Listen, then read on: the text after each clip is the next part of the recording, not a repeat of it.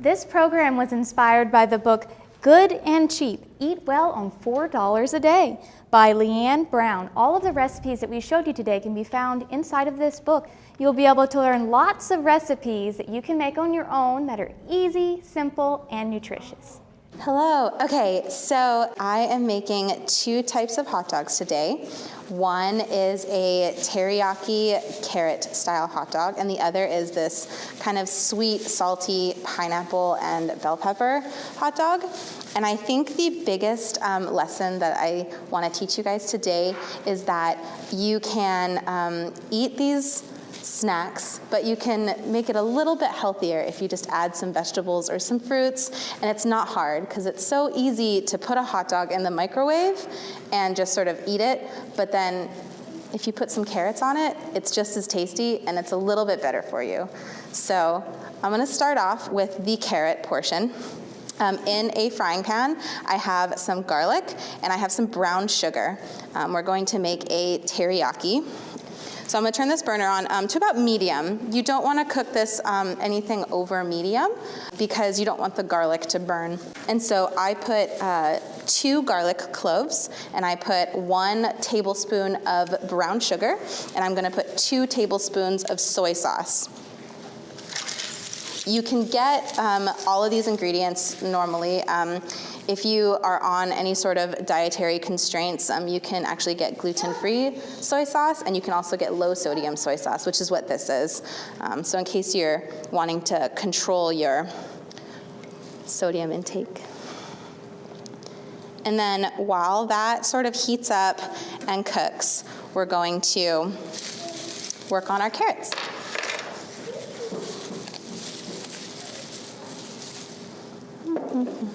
So I used, to cut my carrots, I used what's called a mandolin. And it's a fairly safe cutting tool. It comes with a hand guard where you can stick your food on a hand guard, and then all you have to do is use this attachment. You can see that has carrots on it because I sliced my carrots with it. But there's multiple different types of attachments for it. One has a lot of little tiny holes where you get like a shredded thing. One has a lot of larger holes where you can do like shredded cheese or something that needs a little bit more bulk. There's a slicer. There's pretty much anything you want, and it has a little bin for you to do it in. And then you can also customize the type of food that you're working with. So if you're working with a thinner material, this actually will come up and help support the material so that it doesn't slip around. And if you have a thicker material, you're going to want a little bit more of this slide. So then all you do is you take a carrot and you snap off the top. And then you're just going to sort of do this. And it takes a little bit, but it's really easy and it's not hard. I've already grated 2 carrots, which is what this recipe calls for. And so, yeah, I'm gonna stir this for a second.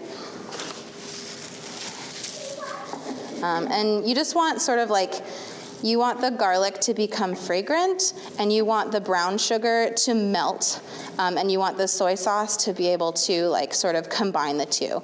So right now it looks a little bit like a paste, right? That's sort of a consistency that you're looking for. And you're gonna put the carrots in there anyways, so it's gonna soak up a lot of soy sauce, but otherwise, that actually looks really good. When you season it, tip, when you season things, make sure to season with salt and pepper last. You don't want to over salt your foods, and you don't want to over pepper it. So you always want to season to taste. So that's why I'm putting all these carrots in first, and we're going to mix it up to see how much salt we actually need. Soy sauce is a very salty flavor, and even though it's low sodium, it still has that very salty flavor in it.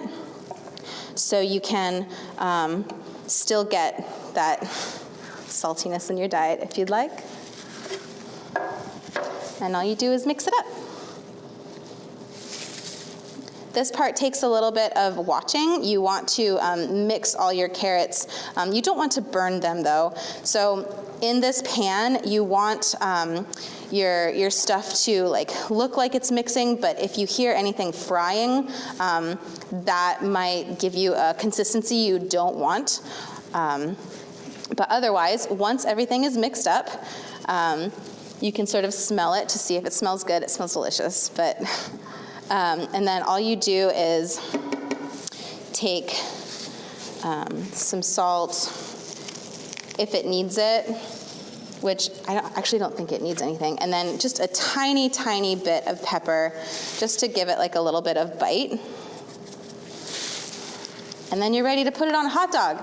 And that took like 2 minutes. So if you can put a hot dog in the microwave for 2 minutes, you can cook this on the stove for 2 minutes. And then I'm gonna turn this off. Make sure to always turn your stove off before you take your pan off. And then all you do is, I have a pre-prepared little doggo here. And then all you do is just spoon some carrots on it. I think a couple of spoonfuls like that. You want it to have enough, but that's about a half a carrot there. And so it's a decent amount. And there you go. There's your first snack. The second one we're going to do is not needing any of this. It is a sort of a relish.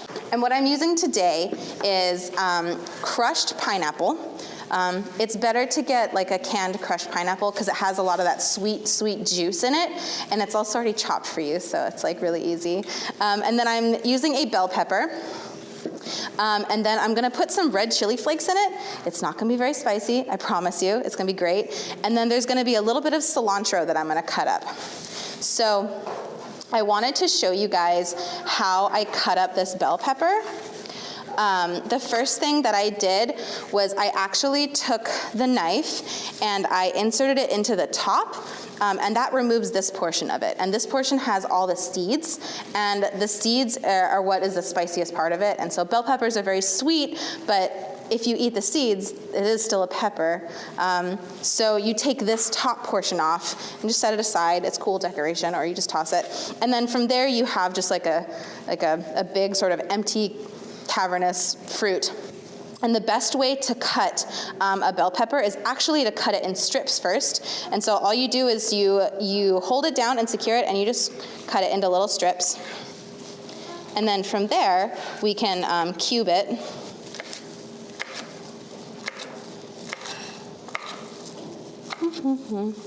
And then I will be putting that into a bowl.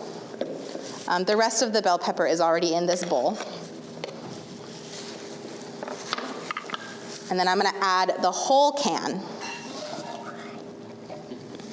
because we want all of that like delicious sweetness. And then on top of that, I'm gonna add a little bit of this red pepper flakes that I just purchased. Okay, so I'm gonna show you guys. That is all I added, if you can see. I just added like, it's probably a half a teaspoon. Like it's not very much at all. It gives it a little bit of a bite. It makes it a little bit spicy, but it sort of brings out the sweetness flavor. And then we're just going to mix it together. And I will be chopping some cilantro to go in this as well.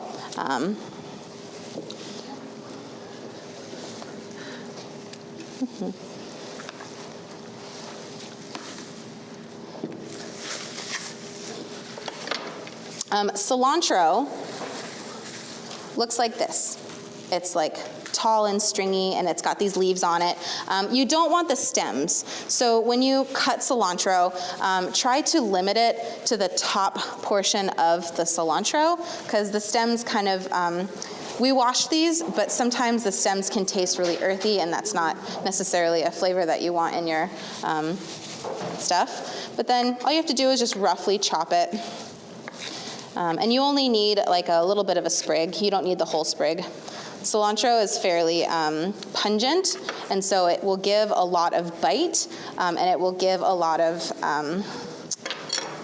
sort of freshness at the same time.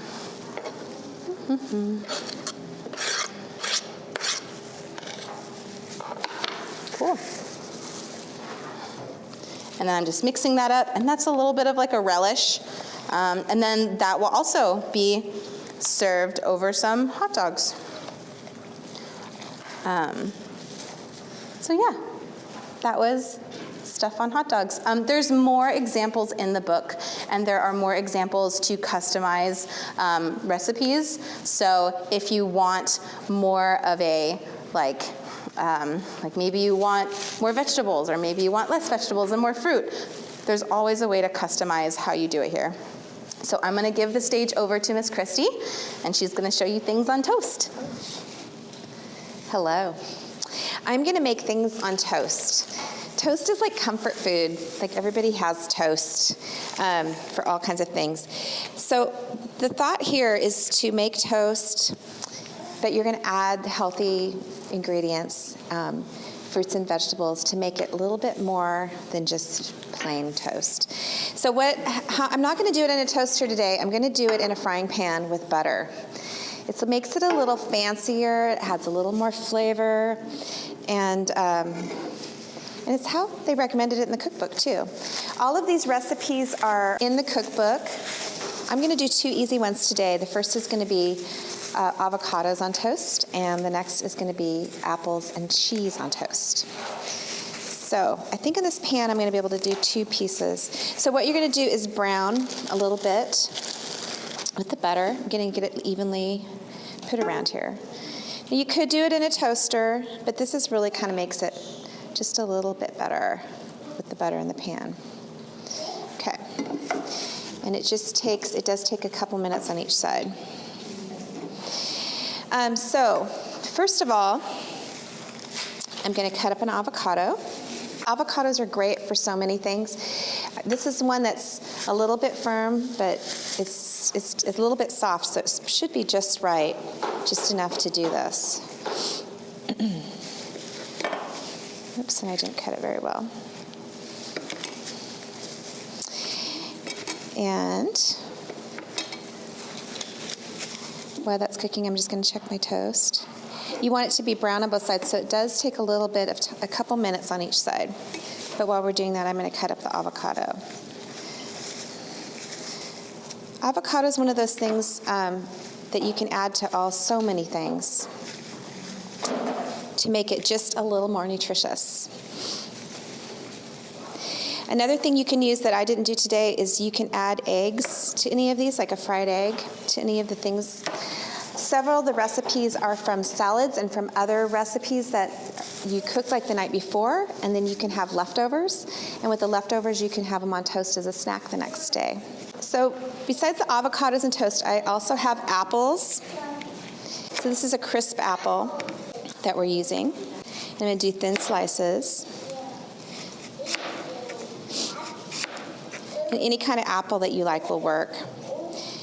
You could probably also do pear, if you like pears.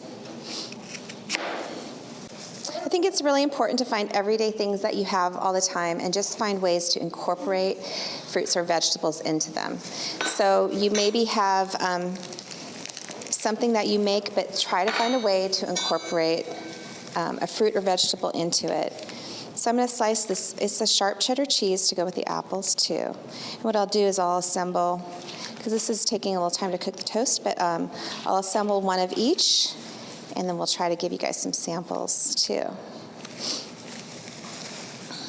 Okay, I think it's a lot better now. Oops. Did you all like the hot dogs? They good? Did you have a favorite? The carrots or the carrot one was really good? You like the pineapple one? Yeah. It's kind of surprising. Like, who would think to put carrots on hot dogs? But it was really good. I wish you put pineapple on hot dogs. Yeah. SpongeBob's house just got destroyed. Okay. I think this is good now. So anyway, so the toast is nice and crunchy on both sides now. And so first I'm going to do the avocados. And I don't have a fork, but I'm just going to slice it and kind of smash it on. So one thing you could do before you put anything on, if you want, is do a small amount of salt and pepper on the toast, just to give it a little burst of flavor, but you don't want to do too much, but just a little bit to give it a little burst of flavor, a little bit of pepper. In moderation, not too much. Okay, so I'm just going to take the avocados and I'm going to put it on the toast and kind of smash it down. So I've got them in small slices.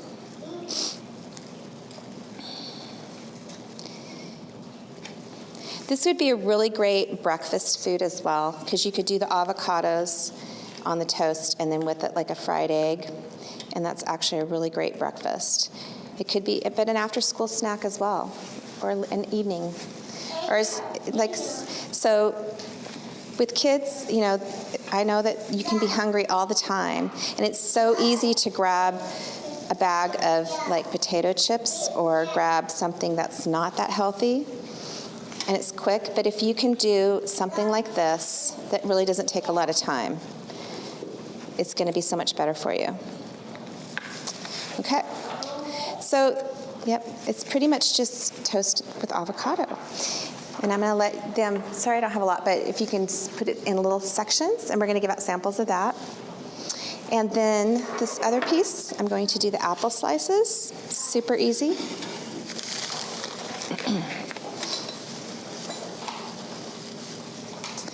And it kind of intermix the cheese in between.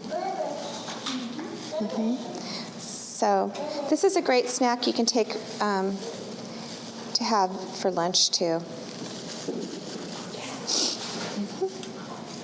So apple slices. I'm going to do a little bit more cheese.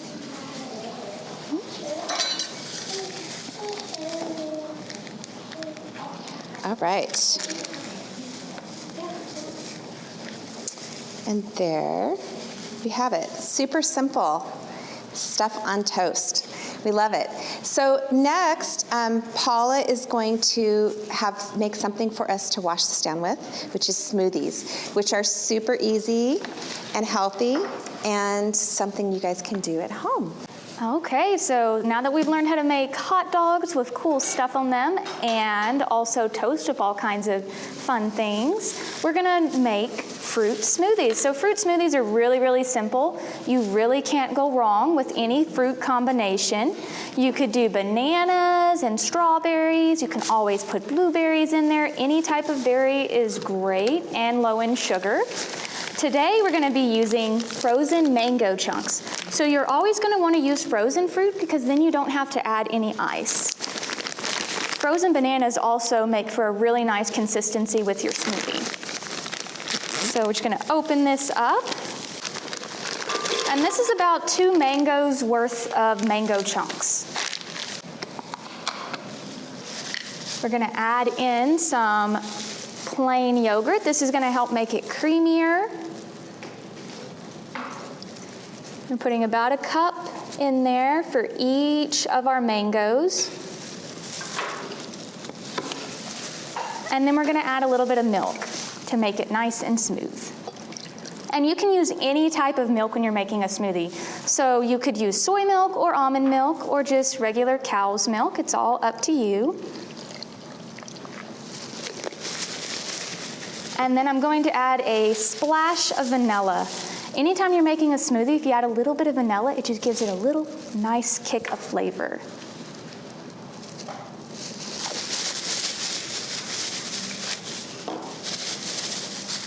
Okay. And then I'm going to go ahead and pulse it so that it will blend everything together.